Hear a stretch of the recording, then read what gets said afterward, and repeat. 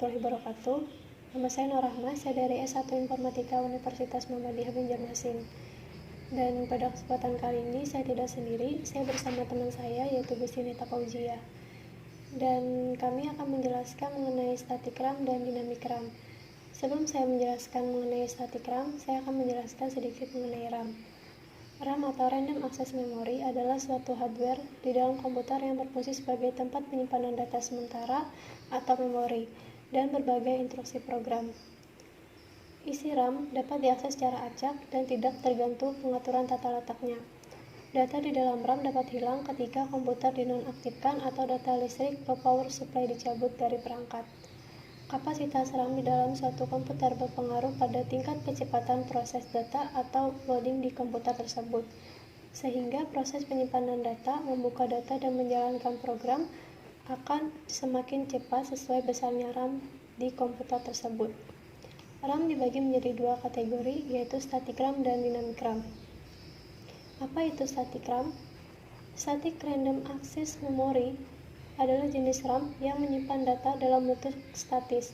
Dengan kata sederhana, ia menyimpan bit data dalam memorinya selama daya dipasok. Static RAM menggunakan teknologi CMOS yang membutuhkan 6 hingga 8 transistor untuk berfungsi dengan baik.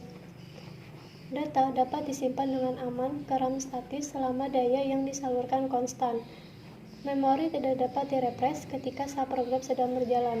Static RAM digunakan untuk membuat change yang sensitif terhadap kecepatan yang membutuhkan sedikit waktu untuk mengakses data yang tersimpan. Kapasitas memori akses acak statis cukup rendah dan relatif lebih mahal. Data yang disimpan di dalam static RAM disimpan dengan cara flip-flop yang tidak memerlukan penyegaran yang konstan, dan data dapat diakses oleh komputer dan bisa diperlukan membuat static RAM lebih efisien. Selanjutnya, apa itu dynamic RAM? Akan dijelaskan oleh teman kita yaitu Nita. Baik, saya Gusnita Fauzia akan melanjutkan penjelasan dari teman kita Rahmah. Apa itu dynamic RAM atau DRAM? DRAM juga merupakan memori yang tidak stabil untuk menyimpan setiap bit. Kapasitor ketika tidak diisi mewakili nilai 0 sedikit dan seketika dibebankan mewakili nilai 1. Karena kapasitor mengeluarkan waktu, mereka perlu disegarkan secara berkala untuk mempertahankan nilai yang disimpan di dalamnya. Setiap sel memori dalam DRAM terdiri dari kapasitor dan transistor, dan sel-sel ini disusun dalam susunan persegi. DRAM banyak digunakan untuk memori utama di komputer pribadi dan stasiun permainan. Karena harganya lebih murah, DRAM diproduksi sebagai sirkuit terpadu atau IC yang datang dalam paket plastik dengan pin logam yang dapat dihubungkan ke bus. Saat ini ada DRAM di pasar yang diproduksi sebagai modul plug-in yang lebih mudah ditangani. Paket pin inline tunggal atau SIP, modul memori inline tunggal atau SIMM, dan modul memori inline ganda atau DIMM adalah beberapa contoh modul tersebut. Nah, di sini ada kelebihan SRAM dan kekurangan SRAM. Kelebihannya adalah RAM statis cepat dan mahal, dan dinamis RAM lebih murah dan lebih lambat. Jadi membuat kecepatan sensitif cache CPU, sementara RAM dinamis membentuk ruang sistem RAM yang lebih besar. SRAM menyimpan data permanen tetapi lebih stabil dalam arti konvensional, bahwa data akhirnya hilang ketika memori tidak bertenaga. Kerja dari static RAM lebih cepat. Nah, kekurangan SRAM, kekurangannya dari static RAM adalah harga yang kurang terjangkau dan kapasitas penyimpanannya lebih sedikit dibandingkan DRAM. Nah, di sini ada keuntungan dan kekurangan DRAM. Kekurangannya adalah karena kapasitornya selalu bocor, informasi yang tersimpan akhirnya hilang kecuali kapasitor itu direpres secara berkala.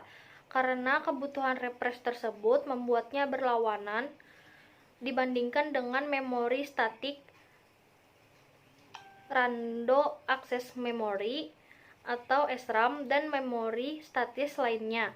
DRAM termasuk dalam kategori volatil memori karena akan kehilangan data ketika kehilangan power listrik. Nah, keuntungan DRAM adalah lebih murah dan sangat sederhana strukturnya. Hanya satu transistor dan sebuah kapasitor yang diperlukan per bit. Dibandingkan dengan 6 buah transistor di SRAM, transistor dan kapasitor yang digunakan berjumlah jutaan dalam bentuk yang sangat kecil yang bisa muat di dalam satu klip memori. Hal ini memungkinkan DRAM untuk mencapai kepadatan yang sangat tinggi. Baik, itu tadi penjelasan mengenai dinamik RAM oleh teman kita Nita. Dan selanjutnya saya akan menjelaskan apa saja perbedaan antara static RAM dan dinamik RAM. Walaupun sama-sama bersifat volatil, pada dinamik RAM, kapasitor memiliki kecenderungan alami mengosongkan muatan. Maka dinamik RAM memerlukan pengisian listrik secara periodik untuk memelihara data, sedangkan pada static RAM akan menampung data sepanjang disediakannya daya listrik. Dinamik RAM secara struktural itu sangat sederhana. Untuk setiap bitnya, dinamik RAM menghendaki sebuah transistor dan sebuah kapasitor. Bila dibandingkan dengan static RAM yang menghendaki 6 transistor untuk setiap bitnya, static RAM lebih sering digunakan sebagai change memory, karena umumnya static RAM ini lebih cepat dibandingkan dengan dinamik RAM. Sedangkan dinamik RAM sendiri cocok untuk digunakan pada kebutuhan memori yang besar. Baik, mungkin hanya itu saja yang dapat kami sampaikan. Saya dan teman saya Nita mengucapkan terima kasih karena sudah menonton dan mohon maaf atas segala kekurangannya. Assalamualaikum warahmatullahi wabarakatuh.